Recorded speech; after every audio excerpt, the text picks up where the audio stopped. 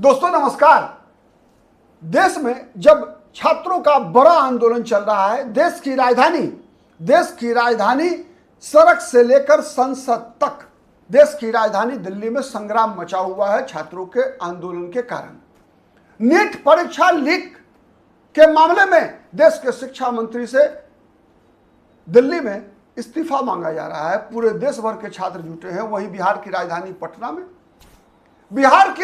पटना में बांकीपुर विधानसभा सीट पर उपचुनाव हो रहा है और ये उपचुनाव इस उपचुनाव पर दिल्ली की भी नजर लगी हुई है। क्यों? इसलिए नजर लगी हुई है दिल्ली की क्योंकि इस विधानसभा क्षेत्र से भारतीय जनता पार्टी के नए राष्ट्रीय अध्यक्ष विधायक हुआ करते थे, एमएलए हुआ करते थे और उन्हीं के इस्तीफा देने के बाद ये सीट खाली हो गई है। और इस सीट पर इसलिए भी नजर लगी हुई है दोस्तों क्योंकि इस सीट से पर भारतीय जनता पार्टी लगातार 3 दशकों से बीजेपी का कब्जा बना हुआ है। 3 दशकों से 1995 से लेकर अब तक भारतीय जनता पार्टी लगातार इस विधानसभा सीट पर चुनाव जीतती रही है। दोस्तों इस सीट पर दिल्ली की भी नजर लगी हुई है और साथ साथ देश भर के जितने राजनीतिक दल हैं सबकी नजर लगी हुई है। इसलिए भी क्योंकि एक नई राजनीतिक दल को बिहार का तीसरा राजनीतिक विकल्प के रूप में खड़ा करने का प्रयास कर रहे प्रशांत किशोर ने इस चुनाव में खुद को दांव पर लगा दिया है। यानी पिछले आम चुनाव में जब प्रशांत किशोर की पार्टी पूरे बिहार में चुनाव लड़ी थी तो प्रशांत किशोर स्वयं उम्मीदवार नहीं थे, लेकिन बांकीपुर सीट पर होने जा रहे इस चुनाव में जो 30 जुलाई को है दोस्तों, मात्र 5 दिन बचा हुआ है, 72 घंटा मात्र बचे हुए हैं चुनाव प्रचार बंद होने में। इस सीट पर उपचुनाव में प्रशांत किशोर ने खुद को दांव पर लगा दिया है और बांकीपुर में प्रशांत किशोर कह रहे हैं कि वो बिहार विधानसभा में जब चुनाव जीत कर जाएंगे दोस्तों तो 242 विधायकों पर अकेले भारी पड़ेंगे। तो क्या बांकीपुर के मतदाताओं को भी ऐसा लगता है कि प्रशांत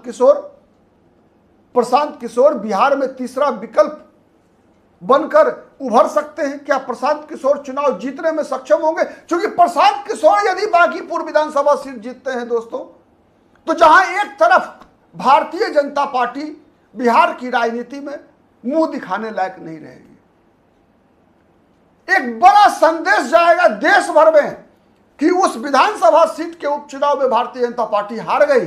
जिस विधानसभा सीट पर भारतीय जनता पार्टी 3 दशक से काबिज थी और वो विधानसभा सीट जिस पर भारतीय जनता पार्टी के राष्ट्रीय अध्यक्ष विधायक हुआ करते थे, और वो भी तब जब बिहार में भारतीय जनता पार्टी को 4 महीना पहले अपना मुख्यमंत्री मिला है। यानी बीजेपी का विधायक बिहार का मुख्यमंत्री है। सम्राट चौधरी के मुख्यमंत्री बनने के बाद यह पहला उपचुनाव है और इस चुनाव में भारतीय जनता पार्टी यदि हार जाती है दोस्तों, प्रशांत किशोर की जीत हो जाती है तो भारतीय जनता पार्टी बिहार में भी, सम्राट चौधरी भी भारतीय जनता पार्टी के अपने बड़े नेताओं को चेहरा दिखाने में लायक नहीं रहेंगे। तो क्या ऐसा संभव है? दोस्तों इस बात की संभावना को समझने के लिए पहले समझिए कि पटना बांकीपुर का समीकरण क्या है। जहां भारतीय जनता पार्टी ने एक उम्मीदवार बनाया है, एक आम कार्यकर्ता भारतीय जनता पार्टी का बूथ लेवल का कार्यकर्ता नीरज कुमार सिन्हा को, जिसका मुकाबला प्रशांत किशोर से है। लेकिन इसमें त्रिकोण है। पिछले विधानसभा चुनाव जो हुआ था, आम चुनाव 2025 में, उसमें नितिन नवीन का मुकाबला करने वाली रेखा गुप्ता। सबसे बड़ा सवाल यही है दोस्तों कि क्या प्रशांत किशोर रेखा गुप्ता का वोट काट सकते हैं या नहीं। अगर प्रशांत किशोर के पास रेखा गुप्ता का वोट नहीं आया, यदि प्रशांत किशोर के पास रेखा गुप्ता का वोट नहीं आया, चूंकि प्रशांत किशोर का सबसे बेस वोट कौन बनेगा? वो वोट जो भारतीय जनता पार्टी का विरोधी वोट है। यानी बिहार की राजनीति में अगर देखेंगे दोस्तों तो बिहार की राजनीति सामाजिक समीकरण के आधार पर ही चलता है। आज भी नीतीश कुमार ने मुसलमानों के लिए कितना भी काम किया हो, लेकिन जब जब नीतीश कुमार बीजेपी के साथ रहे, बिहार के मुसलमानों ने नीतीश कुमार को 1 वोट नहीं दिया। लोगों ने कहा, मुस्लिम समाज के लोगों ने कहा कि नीतीश कुमार तो अच्छे हैं, लालू यादव से ज्यादा काम किया मुसलमानों के लिए, लेकिन वोट तो नहीं देंगे नीतीश कुमार को। सरकार की हर योजनाओं का लाभ मुसलमानों को मिला, अन्य वर्गों की तुलना में ज्यादा मिला, लेकिन फिर भी मुसलमानों ने कहा कि नहीं, जब जब नीतीश बीजेपी के साथ रहेंगे तब तब नीतीश को वोट नहीं मिलेगा।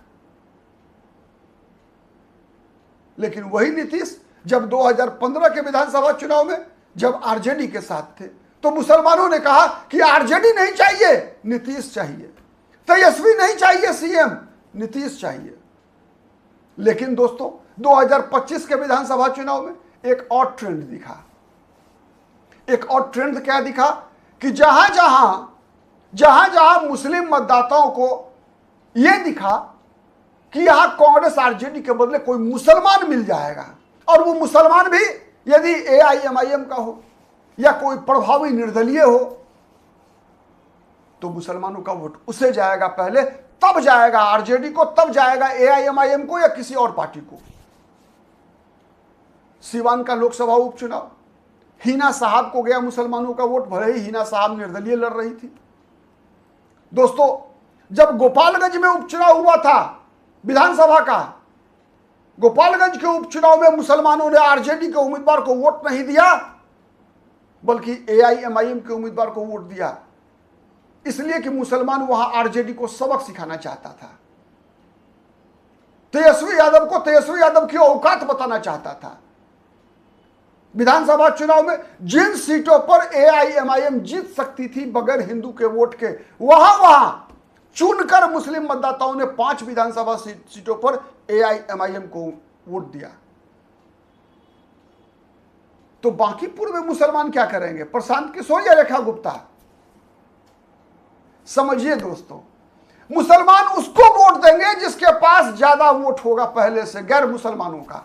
प्रशांत किशोर और रेखा गुप्ता, किसके पास गैर मुसलमान मतदाताओं का वोट ज्यादा होगा उसे मुसलमान वोट देगा। और मुसलमान तो पता है अंतिम क्षणों में फैसला करते हैं,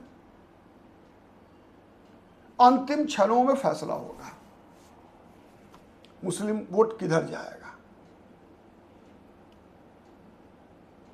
तो मुस्लिम वोट उधर जाएगा दोस्तों जिधर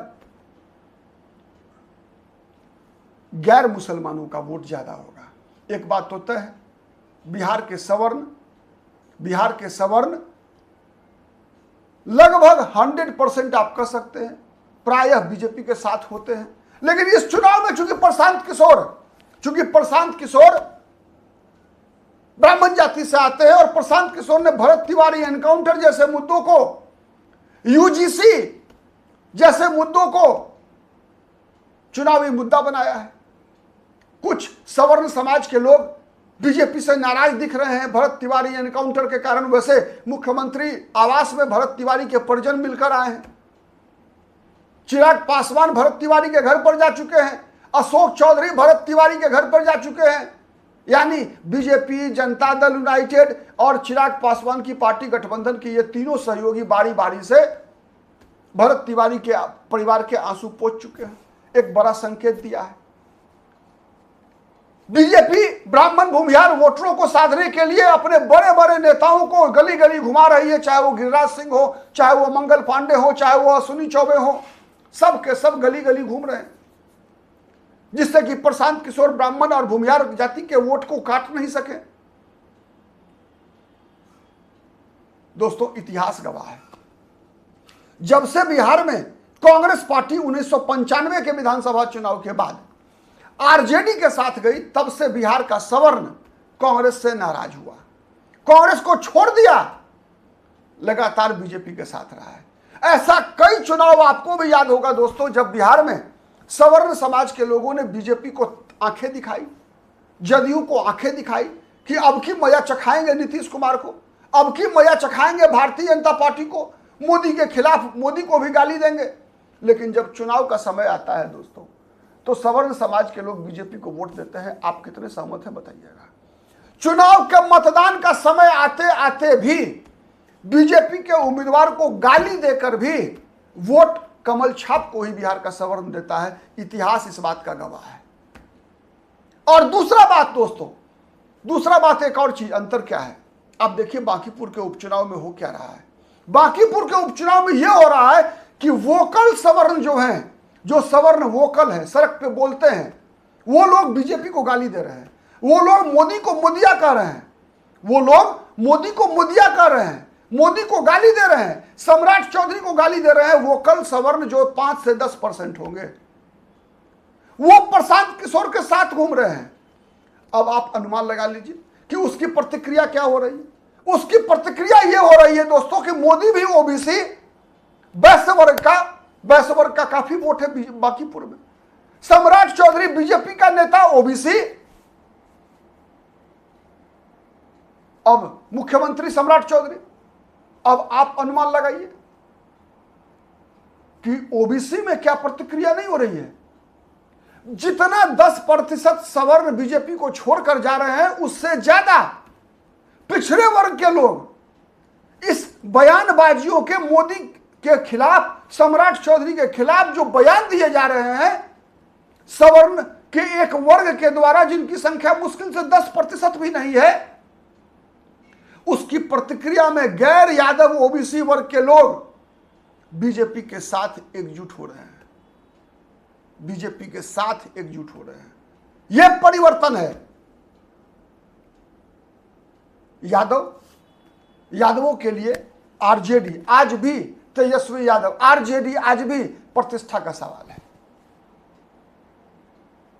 यादव जाति के लोग बीजेपी के साथ तभी जाते हैं, छोटे मोटे खुद कुछ